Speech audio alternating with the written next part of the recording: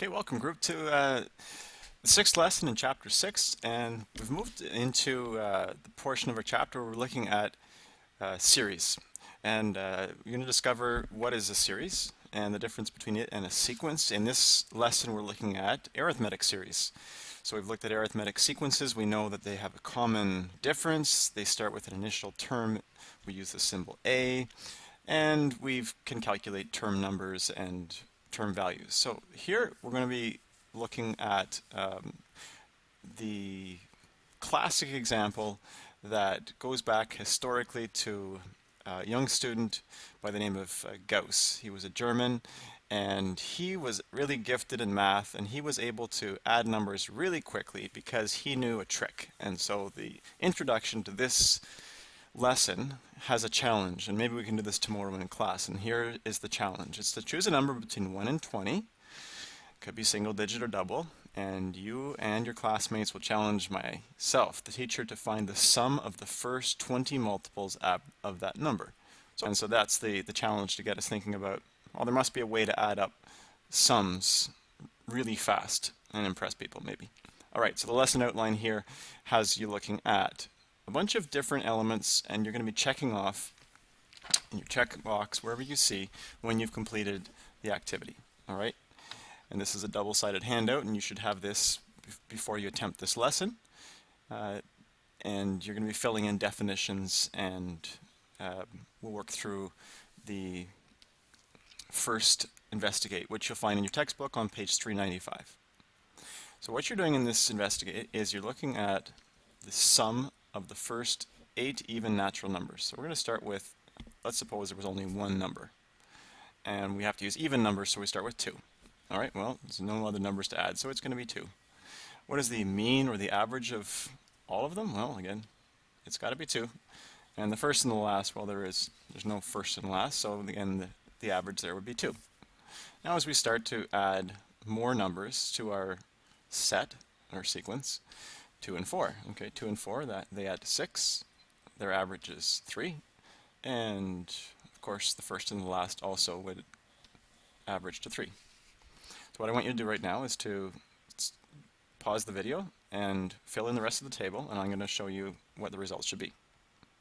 Okay, I'm back. I filled in the remaining values. We've got all the way down to the 8th row of the table, where we have the sum of the first 8 even natural numbers.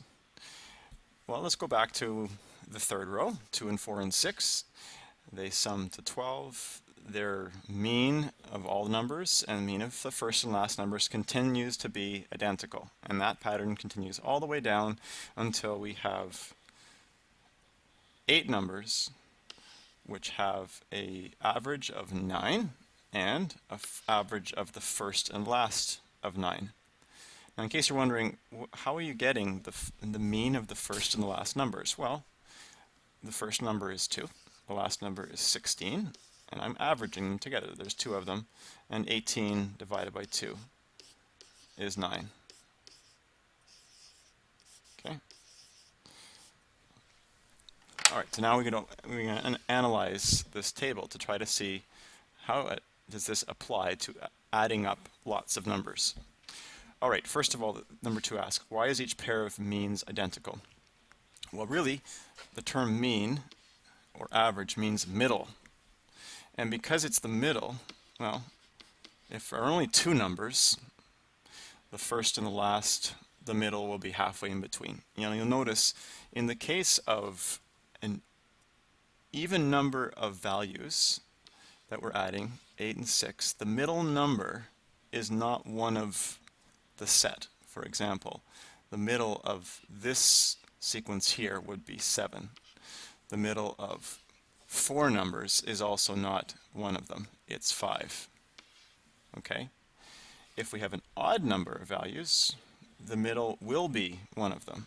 For example, if there are 7 numbers, the middle one would be that which has 3 values on either side of it, 3 here and 3 here, and we do in fact see that the mean or average of 7 even natural numbers is one of them. Now that's not particularly crucial, but I just wanted to point that out. So the key idea here is that the averages are identical because it doesn't really matter if you have anything in between the first and the last. You're just adding more values which follow the same pattern, and the middle of two numbers or the middle of say 8 numbers is still going to be the same value. All right, as long as we take the first and the last. Question number 3, write a formula in words to represent the sum of a series of arithmetic terms. Okay, so this is getting at how do we use all the information in this column, these columns, this chart, to get at the total sum. The total sum is the third column. So where would 72 come from?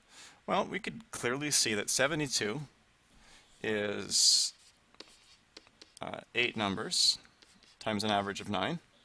We could see that 20 is 4 values with an average of 5. And so common sense would say that the sum of this arithmetic sequence, the terms of the arithmetic sequence, would be equal to the number of values multiplied by what? Well, the average of the first and the last. Or we could simply just say the mean of values. Okay. So that really is the basic formula for adding an arithmetic series.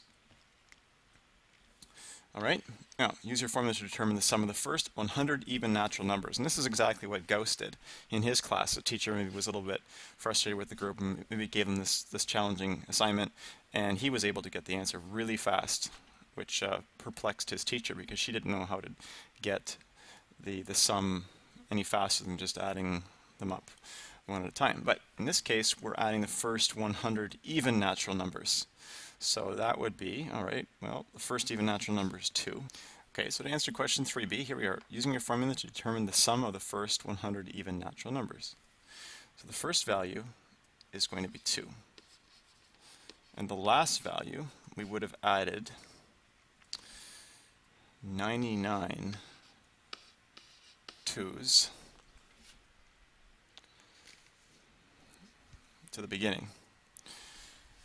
Now 100 2's is 200, so 99 would be 198. Well, 198 plus 2 is 200, so the very last number would be 200. Okay? And so really, the first is 200, the last is 200.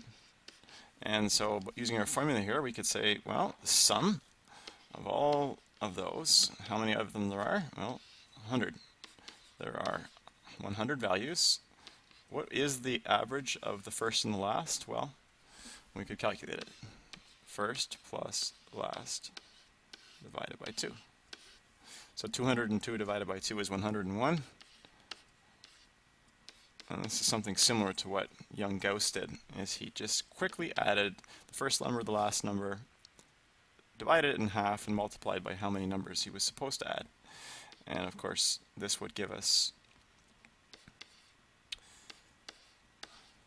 10,100, which is a lot faster than actually adding them one at a time with the calculator. All right. 4. Verify that the formula works for the series for the sequence 1, 3, 5, 7, 9, 11. We should get a sum of 36. So this formula has to give us 36. Let's try it. Sum is how many we have. Well, how many values are there? These odd numbers. There are 6. The first 6 odd numbers would be 6. First plus last divided by 2. Why? Well, because that's the average of two numbers. Add them up and divide by 2. 1 and 11 is 12. 12 divided by 2 is 6, so we're going to end up with 6 times 6, which is 36. Okay, so that works. All right, this is a very, very simple formula to understand, and really it's probably easier to understand it in words than it is once I show you what the notation looks like. But to finish off this, investigate, let's look at the last question, number 5. Write the series from step 4. Below it, all right, so now what we're going to try to do is understand how we can get a formula with specific variables, just to help us understand how the formula works when we are just given a sequence. All right, so we're going to take this sequence 1, 3, 5, 7, 9, 11, and we're going to write the series. Now, at this point, if you're not sure what a series is, it's just a sequence with plus signs in between where we're adding terms. So 1 and 3 and 5 and 7 and 9 and 11 is the series. Okay? And we're going to write it once, and then we're going to write it below in reverse order. Might be wondering why we're going to do that. Well, you'll see that when we write twice the series, and we're going to add these two together, we're going to get a whole bunch of sums of 12. And that's exactly why this formula right here works, because the first and the last is not only the average when we divide it by 2, but it's how many or what the value of all of these sums. Now, of course, we're adding not just all the numbers, we're adding all the numbers twice, so that's why we have to end up dividing by 2. How many 12s do we have? Well, there are 6 12s, and of course 12 is the first plus the last. So we could also see this as being the first plus the last divided by 2, because this cuts the total in half, so that we're only getting the sum of one of the series, not both of them. All right. Now, if you go to your next page in your handout, you're going to want to go to page 396 and copy the definition of an arithmetic series. It's simply a sum of the terms of an arithmetic sequence. You're also going to want to, when you finish that, look at the derivation of the formula on page 396. There's 2 versions. I'm going to have you pause right now and copy those down. Okay, I've copied out the 2 versions of this formula, and they're one and the same. This formula here is really where we would start, I would probably say. I wrote it second, but it's a starting point. What is it? It's, again, looking at this in parts, it's how many terms you have, first plus the last, divided by 2. Now you'll notice that the mean of the terms looks a little bit different here, because the over 2 appears as a fraction with the number of terms. But this could also be written in the following way. You could think of it as we had wrote before, number of terms times first plus last divided by 2. Now, in case you're wondering, how does Tn represent the last term? Well, if we're trying to find the sum of 7 terms, and we say we want sum of 7, well, we would represent it as S sub 7, and of course, what would the last term be? The last term would be T7. Okay, and the first term would be A. So that's how that would work. Okay. The other version of the formula has the first and the last a little more explicitly shown. You should remember that the last term, well, it's also the general term, and the general term for an arithmetic sequence is A plus common difference times n subtract 1. When we substitute that in for Tn, we find that the second version shows a little bit more detail, and this is convenient to use when we don't know the last term. You could use this version if you simply know how many terms, what's the first term, and what the common difference is. The second version you would have to use if you knew the last term and the first term and the number of terms.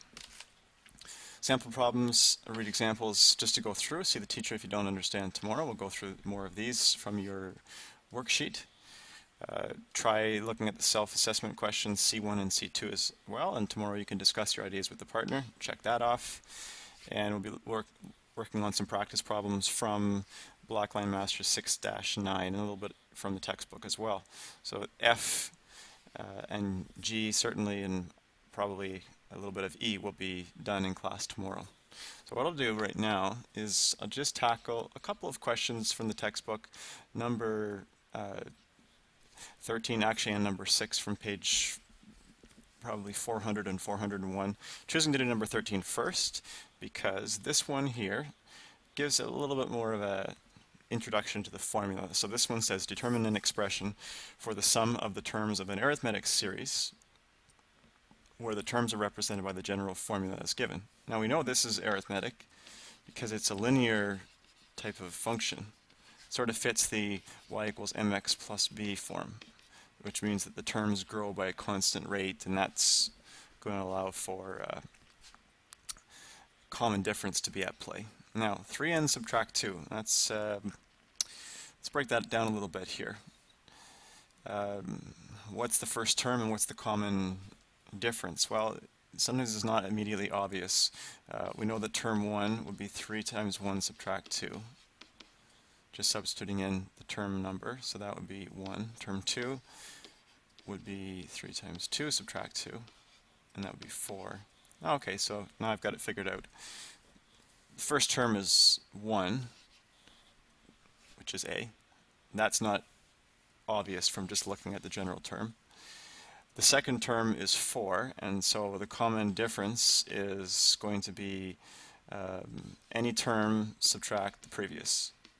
So I have two terms that are consecutive, so 4 subtract 1, which is 3, and I can see, oh, the 3, that's the multiplier. So that's something you can do, is if you see a linear general term, you know it's arithmetic, and you know that the multiplier of n is your common difference. So we've got the specifics laid out here, and we want to know how we would sum the terms of an arithmetic series. Now you might be asking, well, how many are we going to be adding? We don't know. So we're going to sum n terms. Okay, so it's just generic, or general n. Alright, so what do we know? Well, we know that the arithmetic series has a sum of, as given by this formula, n divided by 2 times 2a plus d and subtract 1. Okay, and since I don't know the last term, I would rather express it in this form. Okay, so if we want to find the sum of any number of terms for this particular sequence, we would know that it's half of how many there are times twice. Well, we do know the first term is 1. We do know the common difference is 3. And we multiply that by 1 less than how many terms there are. And let's just clean that up a little bit, and that will be our answer. So it's half of the number of terms. Multiply that by 3n subtract 1. I hope you can follow along my arithmetic there. I'm just expanding out in brackets 3n subtract 3, and I would add 2 to that. So when I collect like terms, I would get 3n subtract 1. So that would be the sum of the arithmetic series. And I could use that now and say, all right, well, what if I wanted to find the sum of 50 terms? I'd say, all right, no problem. Sum of 50 terms. I then go and replace n with 50 here and here, and I can get an actual number. But this expression would allow me to find the sum of any number of terms as long as I decided how many there were going to be. All right. Now, that's all fine and good. We want specifics sometimes. So let's look at number 6. Number 6 says the 15th term in an arithmetic sequence is 43. 15th term is 43. Good. We know it's arithmetic, so we know that there is some first value. We know there is some common difference. Neither of them are given. The sum of the first 15 terms, I would write that as s sub 15, is 120. Determine the first 3 terms of the sequence. So what the question is really asking for is, what is the first term, term 1, and also what are terms 2 and 3? Well, I would say if I can find the first term and I can find the common difference, I will be able to find any terms after that. I'm going to pause right now, give you a chance to work through, try some different things. Try maybe work with the formula for the sum of n terms of a series. See if you can come up with an equation that maybe is solvable, and I'll do the same. Alright, well, hopefully you had some success with this. This is what I came up with. Now, this question is well set up because I just took note of the fact that we're trying to sum the first 15 terms, and oh look, we've got the 15th term. So I decided that I was going to use this version of the formula, which says the sum of n terms of an arithmetic series is half the number of them multiplied by the first plus the last, because I do have the last term. The 15th term is 43. So I put in 43 for t sub n, the nth term. I don't know a, and I know that there are 15 terms, so I substituted in 15 for n, and I know that sum is 120. So this is my starting equation on line 2. All right, now where did I go from there?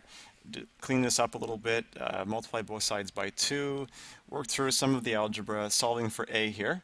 And as it turns out, to get to 43 when there are 15 terms, it's a growing arithmetic sequence. The first term ends up being negative value, which is okay. We have to understand that even the common difference can be negative. The first term can certainly be negative as well. So that means that term 1, okay, I've got 1/3 of the problem solved. Term 1 is negative 27.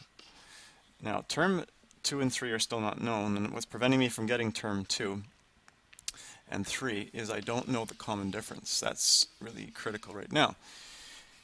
So let's think about this. Well, I know the 15th term is 43.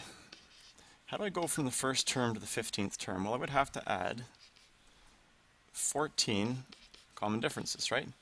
So I could sort of set up another equation here where I would have some relationship that would say 43 is obtained by taking negative 27 and adding 14 multiples of the common difference. And let's solve that.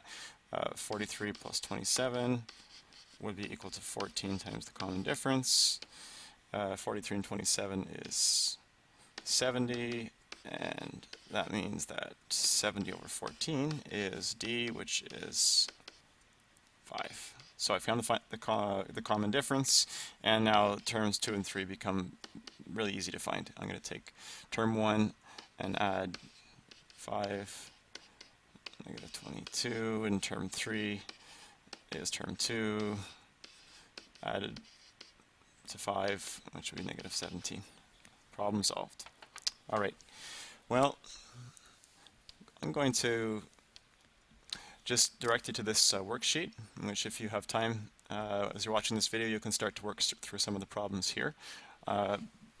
Take note of some of the application problems. These ones are particularly challenging, but can also be rewarding as well, because we can see how the formula actually gets us something realistic.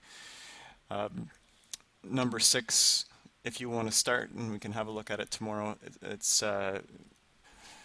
given as follows. At a logging camp, tree trunks are piled up in a pyramid shape ready for transport. The first row of trees has 27 tree trunks lying side by side. I could say that's term 27. And the next row has 26 tree trunks, and each successive row has one fewer tree trunk. So we find from that we're dealing with an arithmetic sequence which starts at 27 and has a common difference of negative 1. So the sequence would look something like 27, 26, 25, and onward. Top row has 18 tree trunks, so this continues with the stack in the logging camp until we get to 18. So we don't know which row that is, but we know that at some point there's an nth term where there's 18. Well, we could figure out how far you'd have to go to get to 18. If you add negative 1 once, you get to 26. So how many times do we have to add negative 1 to get from 27 to 18? Well, we would have to add negative 9. So clearly we're having to add the common difference 9 times. So that must mean that if this is term 1, this must be term 10, because we've added 9 common differences. All right, so we would do, at this point we would know that 18 is term 10, and that tells us that there are 10 rows of logs. If we're to try to figure out how many tree trunks are there altogether, we're adding up all the numbers between 27 and 18. Now you may say, oh, okay, I'm just going to take my calculator out and I'm going to do this by hand. Well, that's okay. But the application here is to try to figure out how to use the formula. So let's at least set it up. From what we know that we're trying to find the sum of 10 terms. It's n divided by 2. It's the first plus the last, and since we know the information, I would just go and put in what we know, 27 plus 18, and it's the average of the first and the last. Pardon me, we've already done that. So we just want to do first and last in here. And the math you can figure out at this point, but 27 and 18 is 45. And 10 times 45 is 450, and 450 divided by 2 is 225. So that means that the sum of this arithmetic series would be 225. So we could, a concluding statement we could say is that there are 225